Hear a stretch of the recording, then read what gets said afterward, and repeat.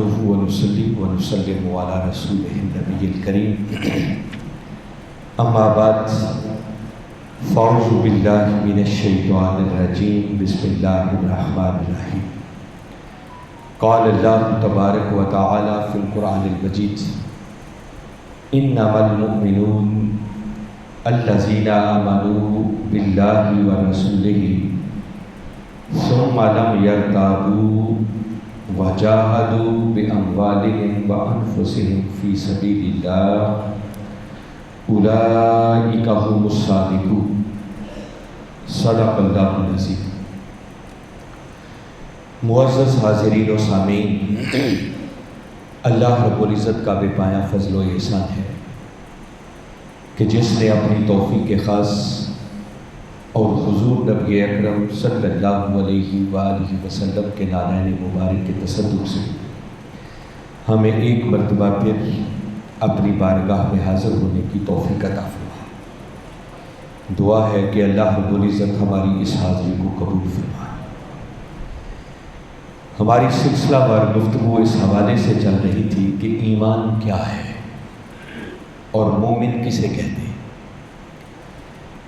اور اس اعتبار سے ہم سورہ حجرات جو کہ قرآن پاک کا 49واں سورہ ہے اس کی آیت نمبر 15 کی روشنی میں اپنی بات کو آگے بڑھا رہے تھے، اور ایک مرتبہ پھر میں نے یہی آیت کریمہ آج تلاوت کرنے کا شرف حاصل کیا ہے، اور اس مقام پر باری تعالیٰ نے ایک عجیب حسر کے انداز میں بات شروع کی اور حسر ہی کے انداز میں بات کو ختم کرتے ہوئے مومن کو ڈیفائن کیا،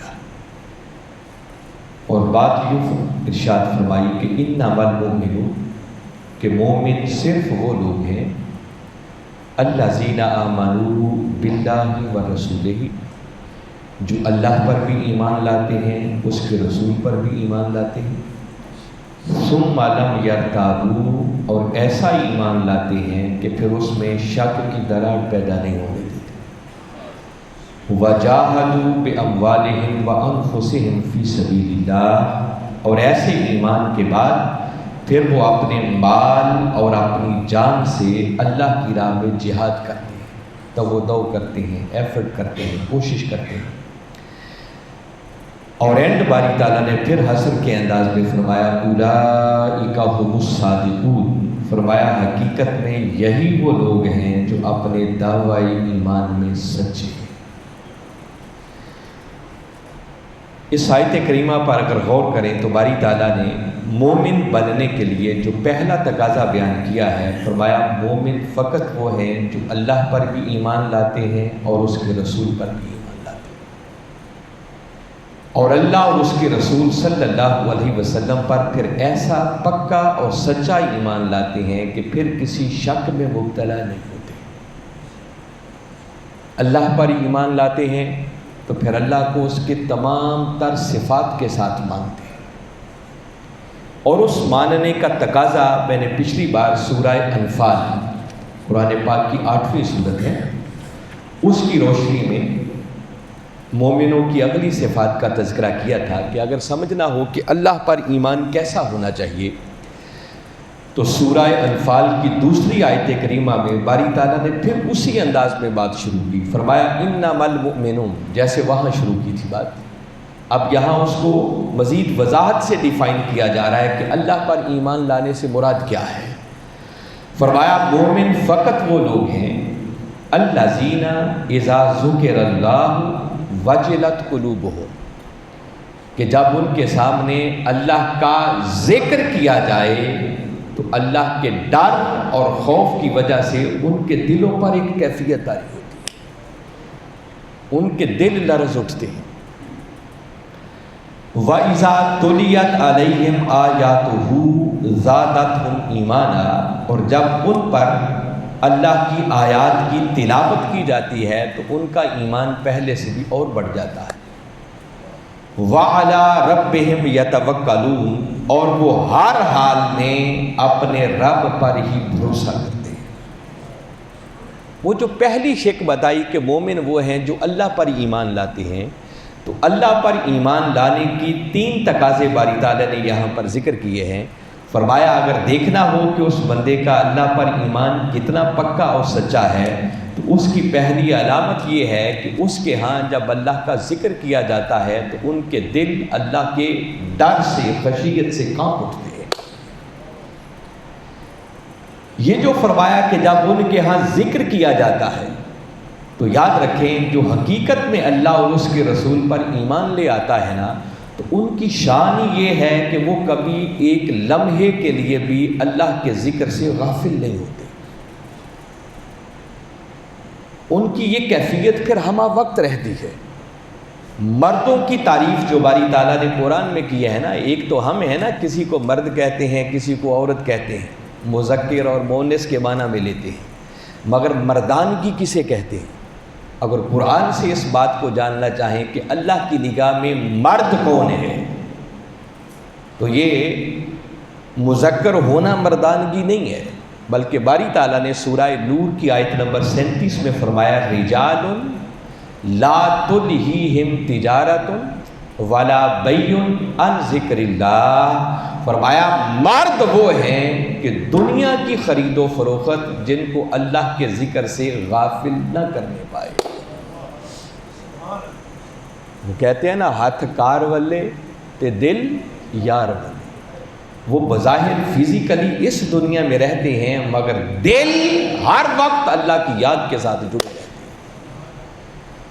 وہ پھر اس بات کے انتظار میں نہیں ہوتے کہ کوئی ذکر کرے تو یہ کیفیت ملے، نہیں، اصل مردانگی یہ ہے کہ پھر بندہ ہر وقت اپنے آپ کو مولا کے ساتھ جوڑ لیتا ہے۔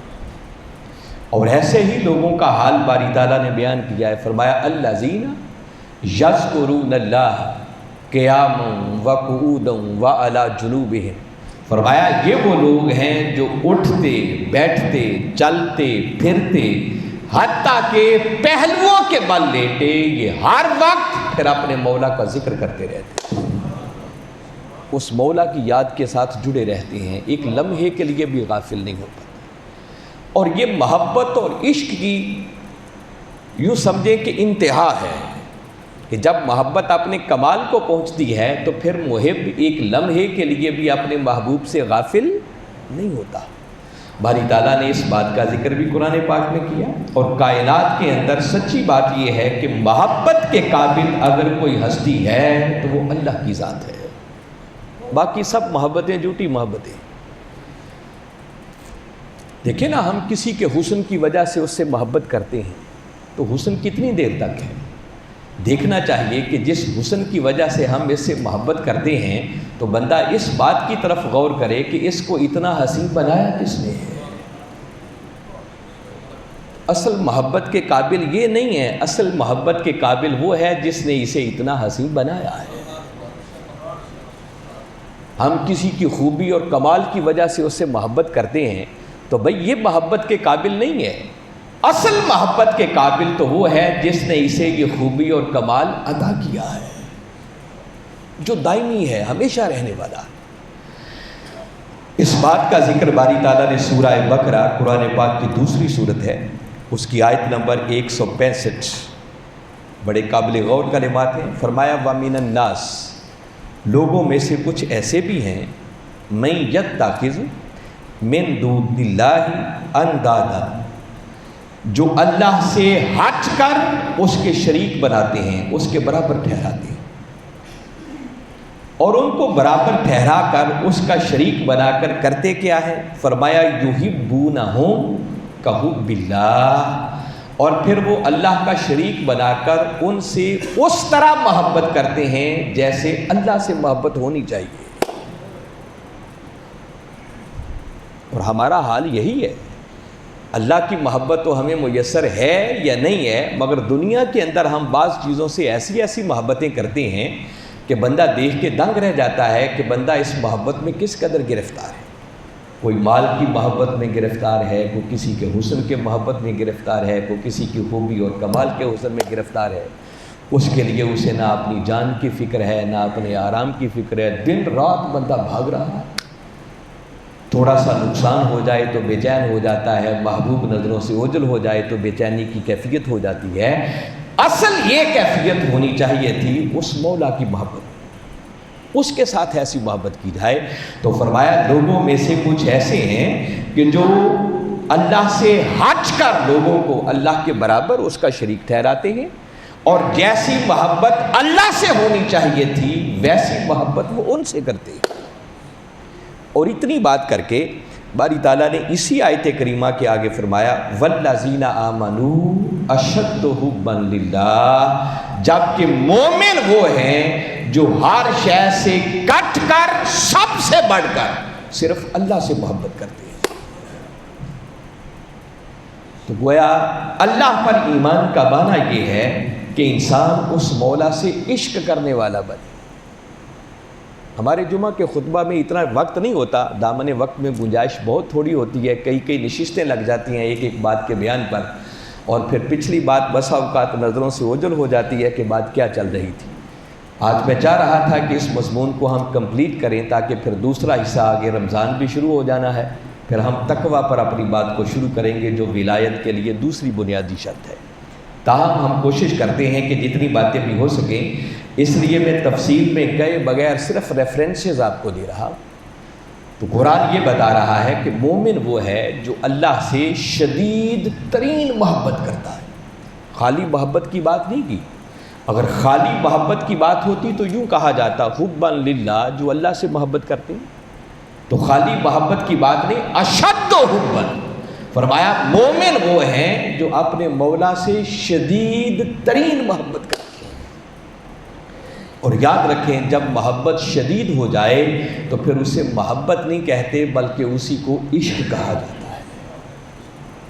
تو فرمایا مومن وہ ہیں جو اپنے مولا سے عشق کرتے ہیں، اور جب محبت اور عشق اپنے اس کمال کو پہنچتا ہے تو پھر کیفیت یہ ہوتی ہے کہ وہ مولا کی محبت میں لوٹ پوٹ ہو جاتی ہے، خیال بھی آتا ہے تو ان کے دل اس کی خشیت سے خوف سے کانپ اٹھتے ہیں۔ وَإِذَا تُلِيَتْ عَلَيْهِمْ آيَاتُهُ زَادَتْهُمْ إِيمَانًا، اور فرمایا پھر ان محبت کرنے والوں کی، اللہ پر ایمان لانے والوں کی دوسری نشانی یہ ہے کہ جب ان کے سامنے اللہ کی آیات کی تلاوت کی جاتی ہے تو ان کا ایمان پہلے سے بھی اور بڑھ جاتا ہے۔ ایمان بڑھنے سے مراد کیا ہے؟ ہمارا ایمان ہے کہ قیامت آنی ہے، مگر جب ایک مومن قرآن پڑھتا ہے اور اس میں آخرت والی آیات کو پڑھتا ہے، وَبِالْآخِرَةِ هُمْ يُوقِنُونَ، مومن وہ ہیں جو آخرت پر بڑا پختہ یقین رکھتے ہیں۔ پھر بڑی تفصیل کے ساتھ باری تعالیٰ نے قیامت کا، آخرت کا ذکر کیا ہے۔ تو جیسے جیسے قرآن کی آیات پڑھتے ہیں وہ صرف پڑھتے نہیں ہیں، پھر آنکھوں سے قیامت کے مناظر دیکھتے ہیں، پھر ان کا ایمان بڑھتا چلا جاتا ہے۔ جنت کا ذکر آتا ہے، جنت کے انعامات کا ذکر آتا ہے، نعمتوں کا ذکر آتا ہے، تو ان نعمتوں کو اپنی آنکھوں سے دیکھتے ہیں، ان کے ایمان میں اور پختگی آتی ہے کہ مولا میرا مولا فرما رہا ہے ایسا ہو۔ اور تیسری بات کی کہ جو مومن ہوتے ہیں ان کی اگلی خوبی یہ ہے کہ وَعَلَىٰ رَبِّهِمْ يَتَوَكَّلُونَ، پھر وہ ہر حال میں اپنے رب پر ہی بھروسہ کرتے ہیں، توکل کرتے ہیں۔ بظاہر ان کے پاس کچھ ہو یا نہ ہو، مگر ان کا فائنل توکل اور بھروسہ صرف ہو تو وہ صرف اللہ کی ذات پر ہوتا ہے۔ دنیا کے اسباب کو وہ استعمال میں لاتے ہیں مگر ان پر کبھی توکل نہیں کرتے۔ ان کا فائنل بھروسہ اور توکل اگر کسی ذات پر ہوتا ہے تو وہ فقط اللہ کی ذات پر ہوتا ہے۔ تو تین باتیں بیان کی ہیں۔ فرمایا جب اللہ کا ذکر ہو تو اس کی خشیت اور ڈر سے ان کے دل کانپ اٹھتے ہیں، اس کی آیات کی تلاوت ہو تو ایمان پہلے سے اور بڑھ جاتا ہے، اور ہر حال پہ اللہ پر توکل کرتے ہیں، بھروسہ کرتے ہیں۔ ان تینوں کیفیات کو اگر دیکھا جائے تو یہ باطنی کیفیات ہے، ظاہر سے اس کا تعلق نہیں ہے۔ دل خوف سے کانپ اٹھیں یہ اندر کی کیفیت ہے، ایمان پہلے سے اور بڑھ جائے یہ اندر کی کیفیت ہے، رب پر ہی بھروسہ اور توکل کرنا یہ بندہ ہی جانتا ہے کہ میرا کتنا بھروسہ اور توکل ہے اللہ کی ذات پر۔ اب باری تعالیٰ نے اسی سورہ انفال کی تیسری آیت میں اس کو مزید کھولا، فرمایا ہاں جو مولا سے ایسی سچی محبت کرتے ہیں نا، اگر ظاہراً دیکھنا چاہو کہ وہ اس محبت میں کتنے پکے ہیں تو ساتھ ہی اگلی آیت میں فرمایا الذین یقیمون الصلاۃ ومما رزقناہم ینفقون۔ فرمایا ظاہراً پھر ان کی دو ہی نشانیاں ہوتی ہیں کہ وہ ہر حال میں نماز قائم کرتے ہیں کیونکہ اللہ کے ذکر اور اس کی یاد کا اس سے بہتر طریقہ اور کوئی نہیں ہے۔ وہ پھر انتظار میں رہتے ہیں کہ کب نماز کا وقت آئے، کھچے کھچے آتے ہیں مسجدوں کی طرف۔ وہ ہماری طرح نہیں ہے، جیسے میرے آقا نے فرمایا کہ مومن کی نشانی یہ ہے کہ وہ مسجد میں آ جائے تو خود کو یوں محسوس کرتا ہے جیسے پنجرے میں بند ہو گیا، اس پرندے کی طرح مثال ہے جو پنجرے میں بند ہے۔ اور مومن کی مسجد کے اندر مثال ایسے ہی ہے کہ جیسے مچھلی پانی کے اندر آ جائے، تو وہ سکون محسوس کرتے ہیں، پھر اللہ کے حضور حاضر ہوتے ہیں۔ نماز کی کبھی قضا نہیں ہو سکتی۔ وہ کیسا مومن ہے کہ اللہ نے 5 وقت اس کی یاد کا ایک ذریعہ دیا ہے اور اس کو مومنوں کی معراج قرار دیا۔ وہ پھر ادھر نماز میں کھڑے ہوتے ہیں تو تھوڑی بہت کوئی کمی کجی حالات کی وجہ سے آ جائے تو یوں سمجھے وہ بیٹری چارج کرنے کا ایک ذریعہ بنتا ہے اور ٹوٹا ہوا تعلق پھر مولا سے بحال ہو جاتا ہے۔ فرمایا یہ ان کی ظاہری پہچان ہے، وہ نماز قائم کرتے ہیں۔ اور آگے فرمایا وَمِمَّا رَزَقْنَاهُمْ يُنْفِقُونَ، اور دوسری ان کی ظاہری علامت یہ ہے کہ پھر وہ ہمارے دیے ہوئے رزق میں سے خرچ کرتے ہیں، بخل نہیں کرتے، کنجوسی نہیں کرتے۔ ایک ان کا دھیان اس بات پر رہتا ہے کہ ان کے پاس جو کچھ ہے وہ ہمارا دیا ہوا، اسے اپنا نہیں سمجھتے۔ وہ یوں نہیں کہتے کہ میں نے یہ کر دیا، میں نے یہ تیر مار لیا، میں نے یہ اکٹھا کر لیا، نہیں، وہ جانتے ہیں کہ جو کچھ ہے یہ اللہ کا دیا ہوا، اور اللہ کے احکامات کی خاطر، اس کی محبت کی خاطر پھر اس کے دیے ہوئے رزق میں سے خرچ کرتے ہیں۔ خواہ وہ کسی غریب پر خرچ کرنے کی بات آ جائے، خواہ اپنے بچوں پر خرچ کرنے کی بات آ جائے، اپنی ذات پر خرچ کرنے کی بات آ جائے، یا مولا کے عطا کردہ دین کی نصرت کے لیے اور اس دین کی اقامت کے لیے خرچ کرنے کی بات آ جائے، خرچ کرتے ہیں۔ فرمایا یہ 2 ظاہری نشانیاں ہیں۔ اور یہ فرما کر اگلی آیت میں پھر مہر تصدیق ثبت کی، فرمایا جن کے اندر یہ خوبیاں پائی جائیں، اب غور کریں کتنے زوردار کلمات ہیں، پھر حسر ہے، فرمایا اولئک ھم المؤمنون حقا، فرمایا حقیقت میں یہی وہ لوگ ہیں جو سچے مومن ہیں، یہ حقیقت میں صحیح مومن ہیں۔ آگے پھر ان کے لیے کیا کیا نعمتیں ہوں گی ان کا ذکر کیا۔ تو میں نے بات یہ کی ہے حاضرین مکرم کہ ایمان کے لیے پہلا تقاضا یہ ہے کہ اللہ پر ایمان لایا جائے، اور اللہ پر ایمان ہو نہیں سکتا جب تک کہ ہر شے سے بڑھ کر اس کی محبت اور عشق میں فنا نہ ہوا جائے۔ اس کے لیے ہر وقت اس کی ذکر اور یاد ہونا چاہیے، اللہ کی آیات کی تلاوت کریں تو ایمان میں اضافہ ہو، ہر حال میں مولا پر توکل اور بھروسہ ہو، اور ظاہراً پھر نماز کبھی زندگی میں قضا نہیں ہونی چاہیے، اور ہر حال میں کچھ ہے تب بھی، کچھ نہیں ہے تب بھی۔ مال سے مراد خالی یہ مال و دولت ہی نہیں ہے، اللہ کی دی ہوئی ہر نعمت در حقیقت مال ہے۔ ہم نے مال کی ٹرم کو صرف پیسوں کے ساتھ مخصوص کر لیا۔ اللہ نے جو نعمت بھی بندے کو دی ہے نا وہ ساری مال کے زمرے میں۔ ہم صدقہ و خیرات سمجھتے ہیں کہ کسی کو اگر ہم نے کوئی 1,00,000 روپیہ دے دیا تو شاید یہی چیریٹی ہے، یہی صدقہ و خیرات ہے، نہیں۔ اگر کسی کو اللہ نے علم کی نعمت عطا کی ہے تو دوسروں تک وہ علم پہنچاتا ہے تو یہ بھی اس کا صدقہ و خیرات ہے۔ کسی کو اللہ نے طاقت دی ہے، وہ طاقت کے زور سے کسی غریب کی مدد کرتا ہے، اس کا حق اس کے لیے بچا کے اس تک پہنچاتا ہے، یہ بھی چیریٹی اور صدقہ ہے۔ حتیٰ کہ میرے آقا صلی اللہ علیہ وسلم نے فرمایا کہ جب مومن کسی دوسرے بھائی کو مسکرا کر ملتا ہے، ویلکم کرتا ہے، تو اس کا مسکرانا یہ بھی صدقہ ہے، چیریٹی ہے، خیرات ہے۔ تو یہ بڑی وسیع ٹرم ہے۔ تو فرمایا یہ ظاہری 2 علامتیں ہیں، اور حقیقت میں پکے اور سچے مومن یہی ہیں۔ اسی مضمون کو اگر مزید کبھی پڑھنا ہو تو قرآن پاک کی ایک سورت ہے جس سورت کا نام ہی سورہ مومنون ہے، 23ویں سورت ہے قرآن پاک کی، اور اس کا پہلا حصہ جو ہے ابتداءً باری تعالیٰ نے پہلی تقریباً 9 آیتوں کے اندر مومنوں کی صفات بیان کی۔ فرمایا قد افلح المؤمنون، بے شک ایمان والے مراد پا گئے، کامیابی حاصل کر گئے۔ اور وہ کون ہیں؟ فرمایا الذین ھم فی صلاتہم خاشعون، جو اپنی نمازوں کے اندر پھر عجز و نیازی کرتے ہیں، مولا کے ساتھ رو کر گڑ گڑا کر بات کرتے ہیں۔ اب یہ ظاہری ساری علامات بتائی ہیں، اللہ سے محبت کے جو تقاضے ہیں نا صرف ان کا ذکر ہے اس پوری ابتدائی 10 آیتوں کے اندر۔ تو ظاہر ہے آپ دیکھیں نا کہ جو اپنی نماز کے اندر عجز و نیاز کرتے ہیں، یہ قبلہ حضور نے ترجمہ کیا ہے اس کا، تو نماز میں آئیں گے تو عجز و نیاز بھی کریں گے نا۔ تو اگر نماز ہی نہیں پڑھتا بندہ تو ذرا اندازہ کر لیں وہ ایمان کے کس پانی میں ہوگا۔ ہمارا ایمان بھی حلق سے اوپر اوپر ہے، جیسے وہاں فرمایا نا کہ ظاہری تقاضوں میں سے پہلا تقاضا یہ ہے نماز قائم کرتے ہیں، اور خالی قائم ہی نہیں کرتے، فرمایا وہ اپنی نمازوں کے اندر پھر عجز و نیاز کرتے ہیں۔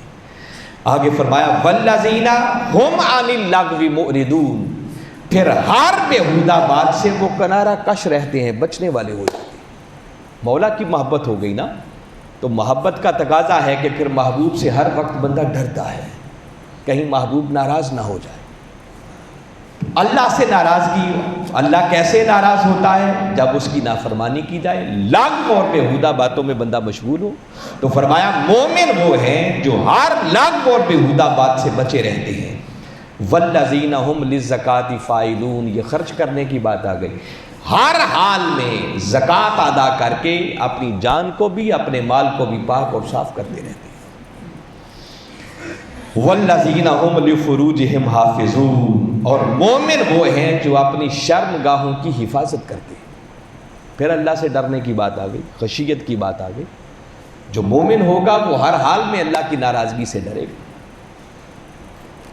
الا علی ازواجہم او ما ملکت ایمانہم فانہم غیر ملومین، بس وہاں تک جاتے ہیں جہاں تک اللہ نے اجازت دی ہے، اس کو آگے بیان کر دیا۔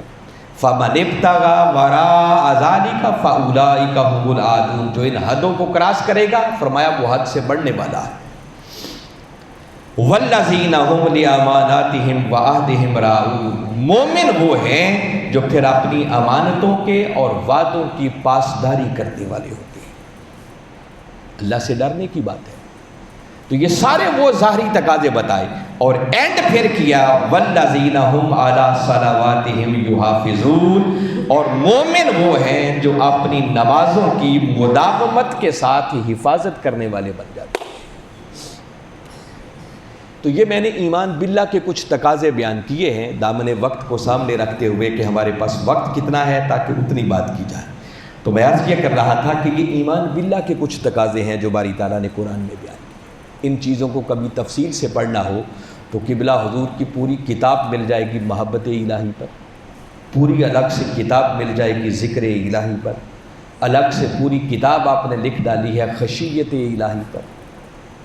ان کتابوں کو پڑھیں، آپ کو مزید یہ ٹرمینالوجی اور ان سارے اسباق کی مزید وضاحت ملے گی کہ اللہ کی محبت کیا ہوتی ہے، اللہ کی یاد کیا ہوتی ہے، اور اس سے ڈرنا کیا ہوتا ہے۔ پھر دوسرا تقاضا باری تعالیٰ نے وہاں بیان کیا تھا، انما المؤمنون الذین آمنوا باللہ ورسولہ، اللہ پر ایمان لائیں اور اس کے رسول پر ایمان لائیں۔ اب رسول پر ایمان لانے کی بات جس طرح میں نے قرآن سے اللہ پر ایمان لانے کا تقاضا بیان کیا ہے، اور باری تعالیٰ نے سیم انہی کلمات میں انما المؤمنون سے جیسے بات شروع کی، اسی طرح باری تعالیٰ نے رسول پر ایمان لانے کی جو ایک بنیادی شرط رکھی ہے کہ رسول پر ایمان لانے کے لیے بنیادی تقاضا کیا ہے، اس کو بھی سیم انہی کلمات میں پھر ریپیٹ کیا۔ یعنی قرآن پاک کے کل 4 مقامات ہیں جہاں باری تعالیٰ نے یوں بات کی ہے انما المؤمنون، کہ مومن صرف یہی لوگ ہیں۔ یہ کل 4 مقامات قرآن پاک میں ملے۔ ایک سورہ حجرات جہاں سے بات شروع کی، دوسرا سورہ انفال جس میں اللہ کی محبت کے تقاضوں کو بیان کیا، اور تیسرا پڑھ رہا ہوں یہ سورہ نور، قرآن پاک کا 24واں سورہ ہے، اور اس کی آیت نمبر ہے 62۔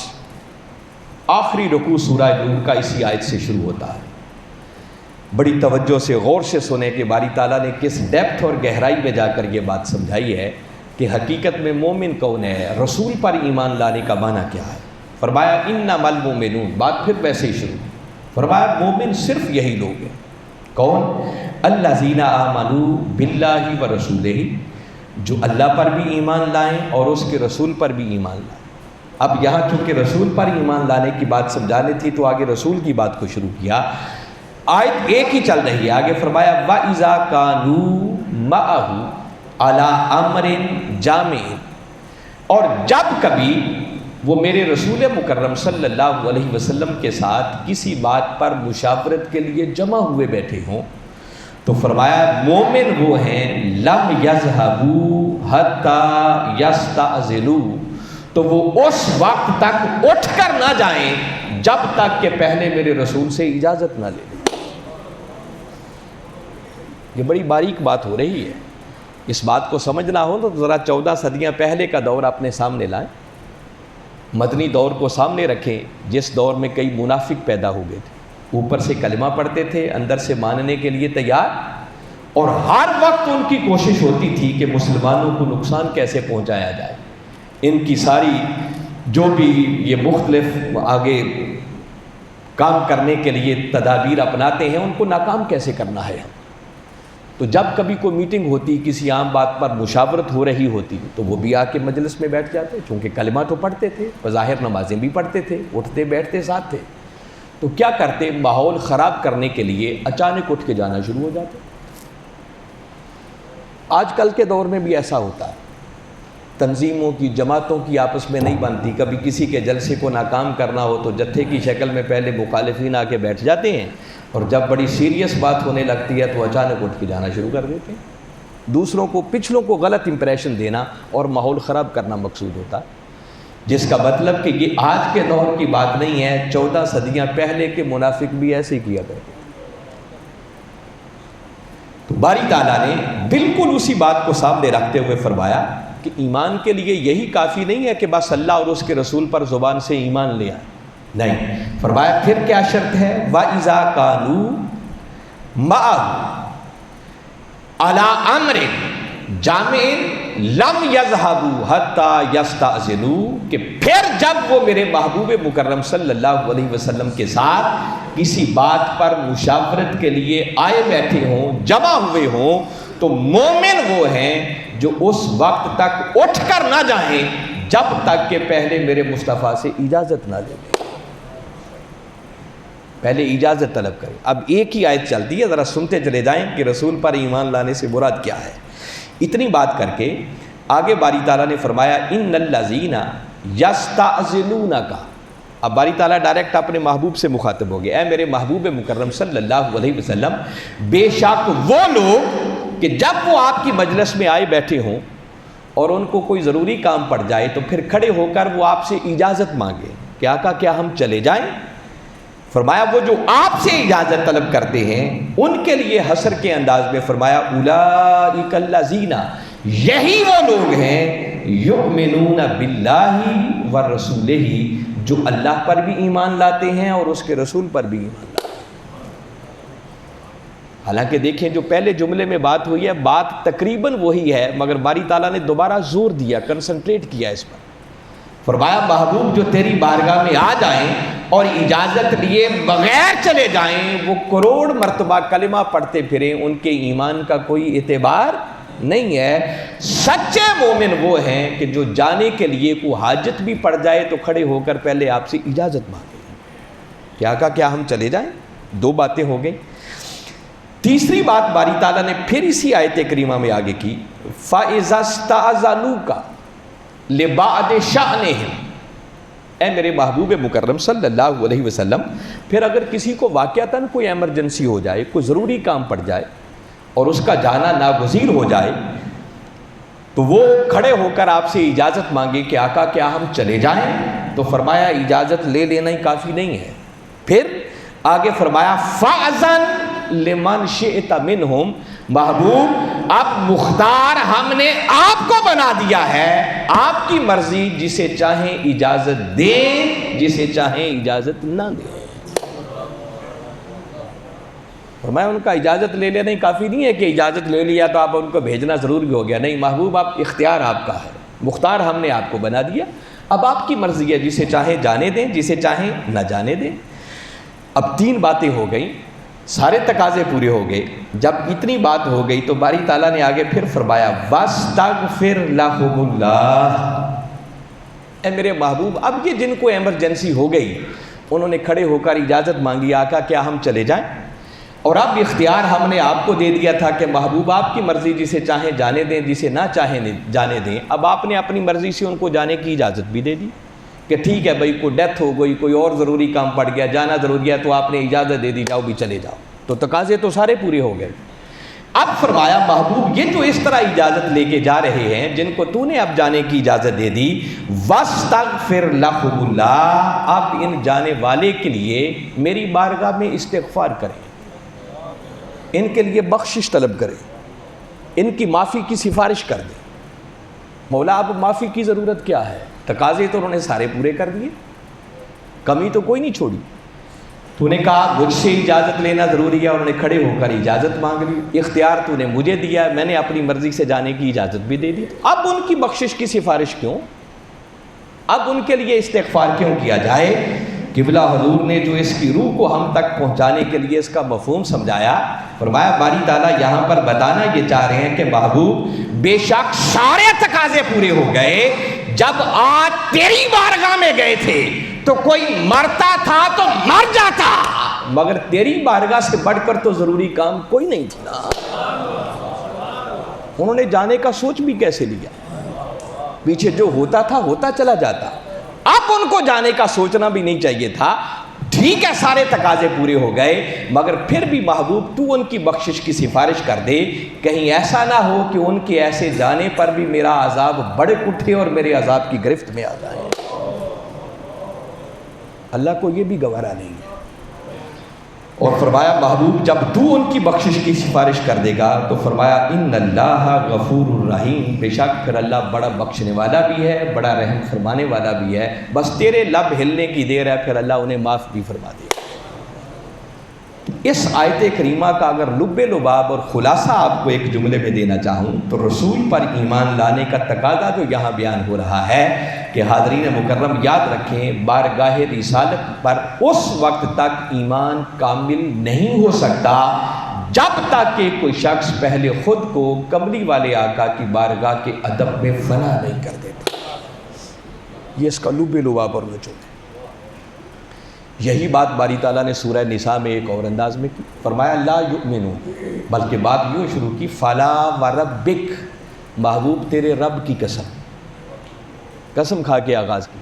فرمایا محبوب تیرے رب کی قسم لا یؤمنون، کروڑ کلمہ پڑھتے پھریں وہ مومن نہیں ہو سکتے، حتی یحکموک فیما شجر بینہم، جب تک کہ وہ اپنے تمام تر معاملات کے اندر پہلے تجھے اپنا حاکم تسلیم نہ کر لے،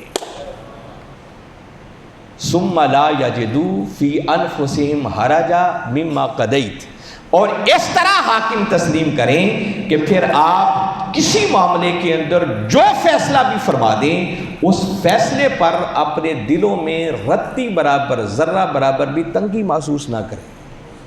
ایسا کیوں ہوا؟